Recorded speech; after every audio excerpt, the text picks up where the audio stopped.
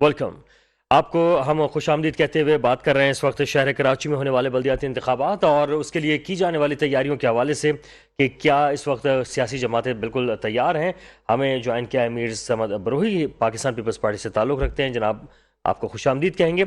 अच्छा, सवाल मैं राजा साहब आपसे करना चाहूँगा कि इस वक्त बल्दियाती इंतखाबात के हवाले से आपने सारी शिक़ें तो बता दी हैं, लेकिन क्या आपको लगता है कि क्या इस तरह कंटिन्यू होता रहे ये सिलसिला, कभी ब्रेक ना आए, उसके लिए भी किसी ने सोचा या कोई इस हवाले से कानूनी नुक्ता निगाह है?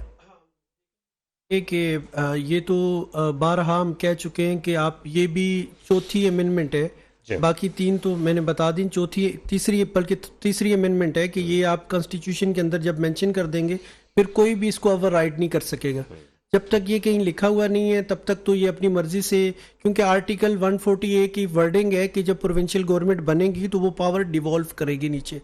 लेकिन अगर उसके अंदर ये चीज़ मेंशन कर दी जाएगी अमेंडमेंट के बाद कि पहले लोकल गवर्नमेंट के इलेक्शन होंगे फिर प्रोविंशियल और नेशनल असेंबली के, तो फिर वो बाइंडिंग है पूरे पाकिस्तान के। ऐसा हो सकेगा? बिल्कुल एब्सोल्युटली ये नहीं, ऐसा हो सकता है, कोई कर हो सकता है। बिल्कुल एक रिक्वेजिशन मूव करनी है अमेंडमेंट। ऐसा कौन ख्वाहिशमंद होगा, ऐसी कौन सी सियासी जमात होगी? सबसे पहले तो हम इस चीज़ के ख्वाहिशमंद हैं क्योंकि हम बिल्कुल बिलीव नहीं करते पाकिस्तान के अंदर जो डेमोक्रेसी चल रही है, वडेरा सिस्टम जो चल रहा है और उसी का खमियाजा हम भुगत रहे हैं। बड़ी 3-4 सियासी जमातें जो हैं वो कर सकेंगे? उनमें तो सबसे ज्यादा वडेरे तो करना तो जिसने भी है, जब तक ये लोग, आप देखें सिटिंग गवर्नमेंट जो काउंसलर्स थे पंजाब के अंदर उनको सैक किया गया पीटीआई की तरफ से, और पीपल्स पार्टी की तरफ से देखें 2.5-3 साल हो गए इन्होंने लोकल गवर्नमेंट के इलेक्शन नहीं कराए। पीटीआई जिन जिन जगह पे पावर में थी उन्होंने वहां अपनी जगह पे, जब वो फेडरल गवर्नमेंट में थे वहां उन्होंने लोकल गवर्नमेंट के इलेक्शन नहीं कराए। तो जब ये चीज कॉन्स्टिट्यूशन में अमेंडमेंट करके लिख दी जाएगी तो उसके बाद इनके ऊपर बाइंडिंग फोर्स है, फिर अदालतें भी हैं कि कोई भी अगर वहां पे एक एप्लीकेशन मूव करेगा जी कॉन्स्टिट्यूशन के ऊपर अमल दरामद नहीं हो रहा, तो वहां से जो है फौरन इनके ऊपर कार्रवाई हो सकती है। तो ये उस चीज का बेनिफिट लिया जाता है जो एक चीज वहां पे नहीं है। तो इसलिए हमने ये पॉइंट आउट किया था कि ये चीज हो जाए ताकि, और उसका सबसे बड़ा बेनिफिट ये होगा कि नर्सरी जब लगेगी रेगुलर, अगर आप 2-3 इलेक्शन भी करा दें आपको ये लोग नजर ही नहीं आएंगे, इतना टैलेंट है पाकिस्तान के अंदर। और सबसे इसके अलावा भी एक और चीज, जिस चीज को दबाने के लिए ये हो रहा है ना कि एक पर्टिकुलर लोग हैं, कुछ खानदान है 400-500 वही हैं पॉलिटिक्स के अंदर, ये ऐसे थोड़ी चलेगा। आप अपने आप को फिर हम कंपेयर की बात करते हैं तो फिर ये मसले हो जाते हैं जी। हम सुबह शाम चाइना से कंपेयर करें, ये लोग अगर आते रहे एनर्जी क्राइसिस सबसे बड़ी चीज है। आज ये टाइमिंग करते हैं जी 8 बजे दुकानें बंद करते हैं, भाई आज हंगामी तौर पे सोलर एनर्जी पे काम करें ना आप। ठीक सर, मैं जाऊंगा मीर समद बरोही के पास। और पाकिस्तान पीपल्स पार्टी ने ऐलान तो कर दिया है कि 15 जनवरी को ही होंगे इंतखाबात, क्या उसके लिए तैयार भी है? क्या कहेंगे मीर समद बरोही साहब? बिस्मिल्लाहिर्रहमानिर्रहीम, अस्सलाम वालेकुम। वकार भाई, सबसे पहले तो आपका निहायत मशकूर कि आपने अपने प्रोग्राम में मदू किया। देखें वकार भाई, मैं समझता हूँ बहैसियत पॉलिटिकल कारकुन पाकिस्तान पीपल्स पार्टी एक जमहूरी जमात है और हम जमहूरियत पर पूरा यकीन रखते हैं और हम समझते हैं कि आइन उस वक्त तक पूरी नहीं हो सकती है और जमहूरियत पूरी जब तक उसका जो तीसरा तैयार है वो पूरी ना हो। तो हकीकत पाकिस्तान पीपल्स पार्टी की हुकूमत है और पाकिस्तान पीपल्स पार्टी की हुकूमत ने पहले दिन से चाहा है कि बल्दियाती इलेक्शन बरवक्त हो, लेकिन मजबूरी ये थी कि उस वक्त आपके सामने सिचुएशन था कि जो भी क्रिएट हुआ बारिशों के बाद। तो अब अल्हम्दुलिल्लाह मैं समझता हूँ हालात बेहतर है और इलेक्शन हो सकते हैं। तो उसमें कोई दो राय नहीं है कि अगर 15 तारीख की तारीख है तो उसी पर ही इलेक्शन होंगे और हम उसके लिए मुकम्मल तौर पर तैयार हैं। ठीक है। और अब ये बताइएगा कि बहुत सारे लोग जो हैं वो ये चाह रहे हैं कि हल्का बंदियों के मामलात हो जाएं। बहुत से लोग जो हैं उनकी ख्वाहिश कुछ और है कि वोटर लिस्टें हैं या दीगर चीज़ें। अभी इंतखाबात तो इसी के ऊपर होगा, लेकिन क्या आइंदा आपने सोचा है हल्का बंदियों के हवाले से, या पीपल्स पार्टी का क्या प्लान है? देखिए वकार भाई, मसला ये है कि हमारे यहाँ एक बदकिस्मती ये है कि तमाम पॉलिटिकल पार्टीज के अंदर ये एक आंसर पाया जाता है कि जब चीज़ें वो समझते हैं कि हमारे हक में नहीं है तो फिर वो कभी किसी के हक में भी ना हो। यही जमायतें थी जो आज से पहले इस शहर के अंदर पावर में थी और उनके दुनिया को पता है कि उन्होंने किस किस्म की हल्काबंदियां करा के इलेक्शन कराए और कैसे इलेक्शन कराए, कैसे कराची के मिनट को चोरी किया। वो एक बहुत बड़ी डिबेट है, उससे बहुत सारी बात हो सकती है। मैं समझता हूँ कि इस वक्त शहर के जो स्टेक होल्डर्स हैं यानी कि जो पॉलिटिकल पार्टीज हैं उनकी अक्सरियत यही चाहती है कि इलेक्शन हो और इसी सेंसस के ऊपर हो, इसी हल्काबंदी के ऊपर हो। हाँ, अगर कहीं कोई मसला है, कोताही है तो उसको मैं समझता हूँ यकीनी तौर पर पॉलिटिकल पार्टी सब एक फैमिली की मानंद है। ये शहर, ये सूबा जो है तरक्की करेगा तो ये पॉलिटिकल पार्टीज फ्लोरिश होंगे। तो मैं समझता हूँ कि जहाँ जहाँ जिस जिस पॉइंट पर पॉलिटिकल पार्टीज के दरमियान कंसेंसस है उसको हम बैठकर एक दूसरे से बाहमी मशावरत के साथ बेहतर कर सकते हैं और करना चाहिए, क्योंकि ये पॉलिटिकल नर्सरी जब मजबूत होगी, क्योंकि जो बल्दियात है ये आपकी पॉलिटिकल नर्सरी है, जब तक ये पॉलिटिकल नर्सरी मजबूत नहीं होगी आपका पॉलिटिकल सिस्टम, आपका पॉलिटिकल पार्टीज, आपका पॉलिटिकल निजाम बेहतर नहीं हो सकता।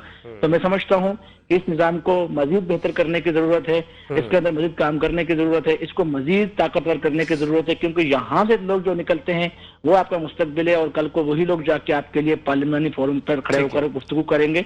तो मैं समझता हूँ, मैं तो बहुत ही ज्यादा नाकिद हूं उन लोगों का जो चाहते हैं कि इलेक्शन ना हो। मैं समझता हूँ कि इलेक्शन 24 जुलाई को ही होना चाहिए थे, लेकिन अनफॉर्चुनेटली इस शहर के हालात आपके सामने थे बारिशों के बाद से।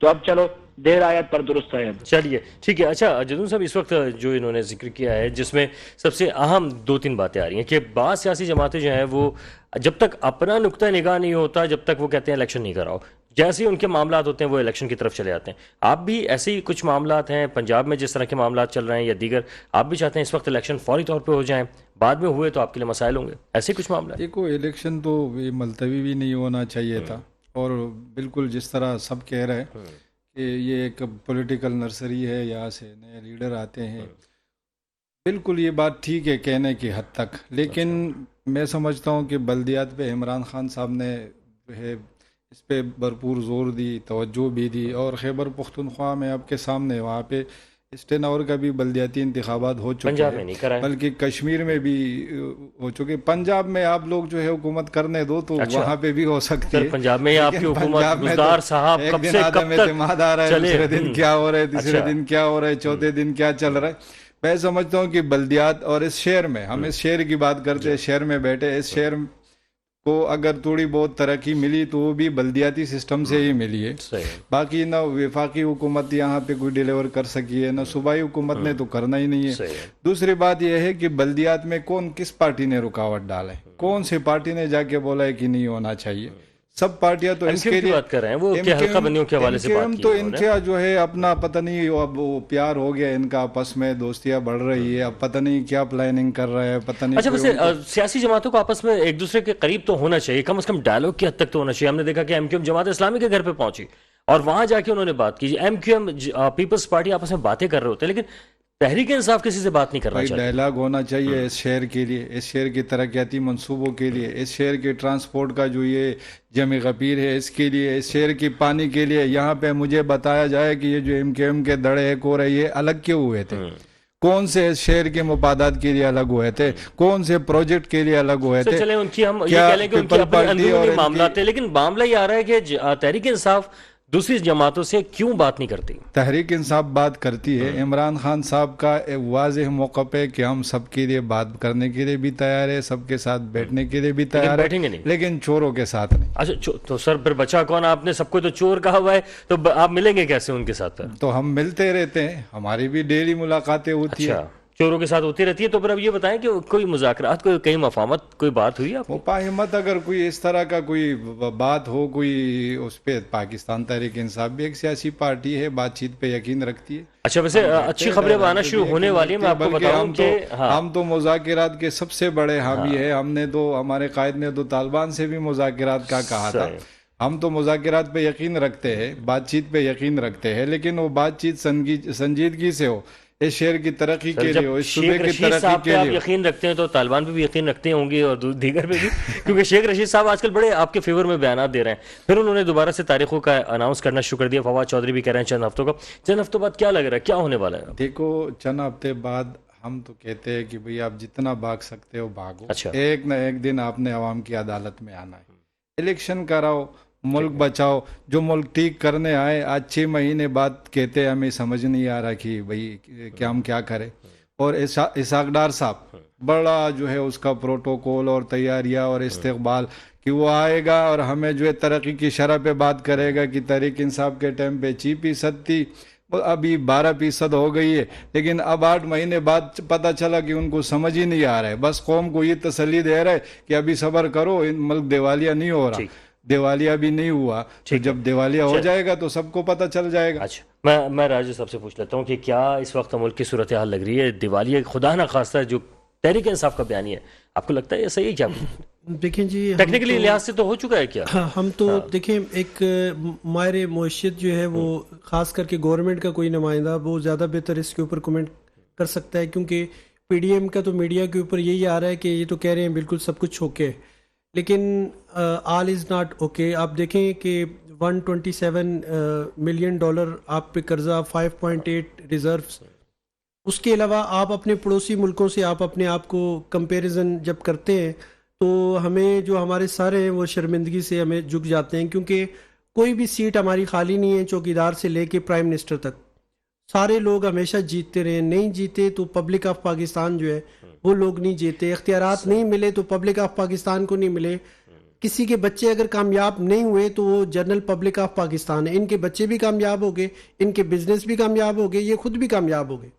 इन्होंने हमारे लिए पहली दूसरी तीसरी तीन जनरेशंस जो है पाकिस्तान पॉलिटिक्स का ये कल्चर रहा है, तो तीन जनरेशंस जो है फली फूली भी हैं और साथ साथ उन्होंने जो है वो अपने लोगों को तैयार भी किया है। वो बिल्कुल एग्जांपल्स आपके सामने। लेकिन ये हमारे बच्चों के बारे में जो 85% पॉपुलेशन है उसके बारे में ये नहीं सोचेंगे। आप अपने पड़ोसी मुल्कों को देख लें, उनका ग्रोथ रेट कहाँ पे चला गया, उनकी इकोनॉमिक पोजीशन क्या है। और चाइना खास करके अपकमिंग सुपर पावर है, 2 साल बाद आजाद हुआ है। आप अपनी सबसे पहले एनर्जी क्राइसिस देखें, बाय डिजाइन क्रिएट किया गया पाकिस्तान के अंदर। ये स्टेटमेंट्स दी गई हैं कि हमारी लाशों पे डैम बनेंगे, ऐसे थोड़ी होता है। आप अच्छा, एक चीज बड़ी आजकल सोशल मीडिया पे चल रही है कि आप जो है जैसी कोई चीज बढ़ने लगती है कीमत तो कहते हैं इस चीज का इस्तेमाल बंद कर दो। आजकल कहा जा रहा है कि मुर्गी का गोश्त खाना बंद कर दो, इससे पहले और तो क्या क्या चीजों का हम बाइकआउट करेंगे? हम आटा दाल चीनी चावल का भी बाइकआउट करेंगे, क्या करेंगे? Foolish statement. अगर देखें कि एक आम इस्तेमाल की चीजें जो है, जो एक आम इंसान ने और क्या करना है, 3 वक्त का उसने जो अपना जो खाना है आप उसका भी कह दें कि उसको कम कर दें, बंद कर दें, ये आपकी लाइबिलिटी है। आज यहां तक हम आ गए कि आप जो है ये वाली स्टेटमेंट दे रहे हैं जी कि उसको आप बंद कर दें, कम कर दें। ये तो सोशल मीडिया पे चल रहा है। उसके ऊपर जो है मीडिया अगर खेलेंगे, उसके ऊपर मैं आपको बताऊं भाई की बात माजूरत के साथ, मेरा ताल्लुक पोर्ट से है। पोर्ट पे सोयाबीन के 2 जहाज पड़े, आपके पास पैसे नहीं है कि आप जमा कराए और अब सोयाबीन बाहर आए। ये जो चिकन का हमारी रेट अब अगले हफ्ते देखिए कि पोल्ट्री फिर किस रेट पे पहुंच रही है। बिल्कुल सही बात है। 600 के अंदर उसकी सबसे बड़ी वजह पाकिस्तान का जो डाउनफॉल हुआ, देखें लोग यहाँ से इंडस्ट्रियलिस्ट और बड़े बड़े बिजनेसमैन यहाँ से जो माइग्रेट करके चले गए, एनर्जी क्राइसिस है मेन इश्यू जो पाकिस्तान का है। तो उसको एड्रेस या रेड्रेस करने के लिए आप देखें बेहतरीन दुनिया का आपको कॉरिडोर यहाँ से लेके इंटीरियर तक का विंड का, उसके ऊपर क्या काम किया, इस पे डिबेट होनी चाहिए ना, इस पे लड़ाई होनी चाहिए। बड़ी बड़ी पार्टीज कीजिए, ये वाला काम ऐसे करें, ये ऐसे करें, इस पे होना चाहिए। सोलर के ऊपर होना चाहिए, कंपटीशन होना चाहिए कि फलां मुल्क से ले, वहां से ले। इस पे कोई लड़ता हुआ नजर नहीं आ रहा। ठीक है। तो अच्छा, आप हाँ, मैं जरा बरोई से पूछ लूँ। मैं मीर समद बरोई साहब ये बताइएगा कि लड़ाइयाँ आप लोगों की मुख्तलिफ नौयत की होती हैं, लेकिन कंपटीशन नहीं होता कि यार पंजाब ने इतना अच्छा काम किया है तो सिंध ऐसा करेगा, केपी इस तरह से करेगा। तो मतलब इस तरह की कोई चीज़ हमें कंपटीशन नजर नहीं आता है। आज लाहौर के अंदर बात हो रही है कि इलेक्ट्रिक ट्रेन की, तो हमारे यहाँ अब जाके बसें उतारी गई हैं, तो इतना फेलियर क्यों है? देखें वकार भाई, बात आप बिल्कुल दुरुस्त फरमा रहे हैं। पाकिस्तान के साथ एक बदकिस्मती रही है, रोज अजल से लेके आज तक हमारे यहाँ पॉलिटिकल ग्रोथ नहीं हुई है। थोड़ी बहुत जो लोगों ने पॉलिटिकल स्ट्रगल की है उनके साथ जो कुछ भी हुआ दुनिया ने देखा है, वो तारीख का हिस्सा है। बदकिस्मती ये है कि इस मुल्क को चलने नहीं दिया गया है, चाहे उसके अंदर आप बाहर के साम्राज्य को गिने या अंदरूनी हालात को गिने। आज बिल्कुल मैं समझता हूं पाकिस्तान एक ऐसे नहज पर खड़ा है जहां पे मेरा नहीं ख्याल कि कोई भी अजीज शऊर सियासी कारकुन जो हकीकत में सियासी नजरियात से वाकिफ है वो इस वक्त पाकिस्तान की इस बुरी मुआशी हालत के ऊपर बैठकर सियासत करेगा। लेकिन बदकिस्मती ये है कि एक शख्स जो है वो अपनी जाती अना को लेकर इस वक्त सिर्फ और सिर्फ इसी मईशियत के ऊपर सियासत कर रहा है कि मुल्क जो है वो डिफॉल्ट हो चुका है, मुल्क जो है वो तबाही की तरफ। जनाब, आज से तकरीबन 8 महीने पहले इस मुल्क के प्राइम मिनिस्टर 3.5 साल तक आप बैठे हुए थे। तो अगर मुल्क डिफॉल्ट होने का आप आज कह रहे हैं तो ये आपकी ही मरून मिन्नत है। आपके दिए हुए वो सारे के सारे तोहफे हैं जो आज पाकिस्तानी अवाम जो है भुगत रहा है। मैं ये नहीं कहता कि आज पीडीए में बैठे हुए लोग जो है वो सारे के सारे दूध के धुले हुए और हम बहुत अच्छे परफॉर्मेंस दे रहे हैं। हो सकता है जो चीजें हम ठीक करने की कोशिश कर रहे हैं हमसे नहीं हो पा रहे उस तरीके से, उसकी बुनियादी वजह यह है कि आपके हालात ऐसे हो गए हैं। अब बात यह है, मैं अपने भाई से कहता हूं कि आप यहाँ कह रहे हैं कि भाई यहाँ पे सिंध वाले तो काम नहीं करेंगे, तो मैं आपसे कहता हूं कि कराची के अंदर 3.5 साल आपने यहाँ से वोट लिया, आपने यहाँ से एमपीएस बनाए, आपने यहाँ से एमएनएस बनाए, आपकी 3.5 साल वफाकी हुकूमत रही, आपने कराची में क्या दिया? सर वो कह रहे हैं 18वीं तरमीम आ गया। मेरी बात सुने, मैं इंटरप्ट नहीं कर रहा था आपको। अच्छा नहीं, इसमें एक चीज कही जा रही है, वो कह रहे हैं 18वीं तरमीम जो है बार बार आड़े आ रही थी, वरना हम काम कर देते हैं। सर जहां पे 18वीं तरमीम की बात आती है, वहाँ कौन सा इदारा है जहां 18वीं तरमीम ने वफाक को रोका है काम करने से? ठीक, अच्छा एक बात और बता दें कि क्या 18वीं तरमीम ने 18वीं, मेरे भाई अलग रट्टे लगाते 18वीं तरमीम के, पहले इनको बोलो खुदा के लिए 18वीं तरमीम जो था मुतालबा। अच्छा एक और बात बता दें, मैं एक सवाल करके आ रहा हूँ आपके पास कि क्या अब खुशखबरियां आ सकती हैं तेल के हवाले से? मुसद्दिक मलिक साहब कह रहे हैं कि मुआहदे होने जा रहे हैं, तो क्या कुछ चीजों में कमी आ जाएगी, ये बताइएगा। देखें, मैं समझता हूं कि आज जो जिन हालात में हुकूमत दी गई, ये सारे के सारे लोग पॉलिटिकल अवेयर लोग हैं। इन सबको पता था कि मुल्क किस जहज पर खड़ा है और हम कहां मुल्क को लेकर जा सकते हैं, और हम किस वक्त हुकूमत में आ रहे हैं, और इसका आने वाले इलेक्शन में हमारे खिलाफ क्या कैंपेन हो सकता है लोगों के इस बारे में। लेकिन उसके बावजूद हमने ये नहीं सोचा कि हम अगला इलेक्शन जीतने के लिए हुकूमत ना ले, क्योंकि हम समझते थे कि मुल्क को बचाने के लिए कुछ करना पड़ेगा। सही है। वरना जो ये नाहल लोगों ने जो हालत कर ली है, इससे शायद ये मुल्क हकीकत में तबाही की तरफ जा रहा था, हम समझते हैं। ठीक, अच्छा मैं जदून साहब से जानना चाहूंगा कि क्या इस वक्त जो आपने बताया कि सोयाबीन के भी वहां पे कंटेनर खड़े हुए हैं और अब तो कीमतें बढ़ सकती हैं मजीद, तो क्या आपको लग रहा है कि इसके हवाले से कोई इकदाम आपको लग रहा है कि नजर आ रहे हैं? कोई इकदाम नज़र नहीं आ रहा। आपके पास डॉलर नहीं है, ना आपको कोई पैसा दे रहा है, एलसी वगैरह सारी आपकी और आपकी जो जो जो इतबार की, जो जाहिर सी बात है लोग इतबार करके पैसे देंगे। सबको पता है कि जो मौजूदा कैबिनेट बैठी है उसमें 65% लोग जो है वो जमानतों के ऊपर आके बैठे हैं। इन्होंने हुकूमत ली है, इसने बात की कि नाहिल बैठा हुआ था, इन्होंने हुकूमत ली। अब ये जंग जारी है कि कौन सी पार्टी के सबसे ज्यादा केस माफ होंगे, किस बंदे की सबसे ज्यादा करप्शन माफ होंगे। जो 3 बड़ी पार्टियां हैं, एक का कायद जमीन गर्म करता है, दूसरा जो है कपड़े बेचता है, और तीसरा आसमान से सैलाब गिराता है। तो कहां से काम हो रहा है, कौन सा काम हो रहा है, कौन से सेक्टर में हो रहा है? आप मीडिया बताए, हमें बताए, अगर हमें नजर नहीं आ रहा, ठीक है, आप हमें बताए कि कहाँ हो रहा है। राजा साहब से जानना चाहूंगा फाइनल के, राजा साहब क्या लग रहा है, कुछ मुस्तकबिल में बेहतरी के असरात नजर आ रहे हैं? देखिए जी, जब तक बेहतरी तो तब होगी, एक तो अपनी इंटेंशन जो है उसको ठीक करने की ज़रूरत है।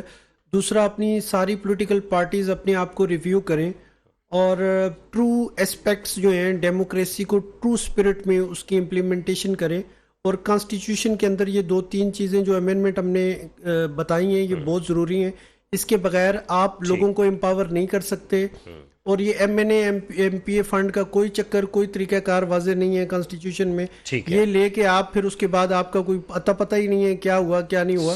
तो इदारे मौजूद हैं, उनको एम्पावर करें और ट्रू जो डेमोक्रेसी है उसकी इम्प्लीमेंटेशन करें, तब जाके मसले हल होंगे। जनाब ठीक है, बहुत शुक्रिया आप तमाम लोगों का, मेहमानों का। और मसाइल हल करने की हर सियासी जमात की कोशिश तो होती है, ख्वाहिश होती है, लेकिन करें भी और अमल ज़रूर करें। मुझे वक़ारुल हसन को भी 2 टोक से इजाज़त दीजिएगा। अल्लाह।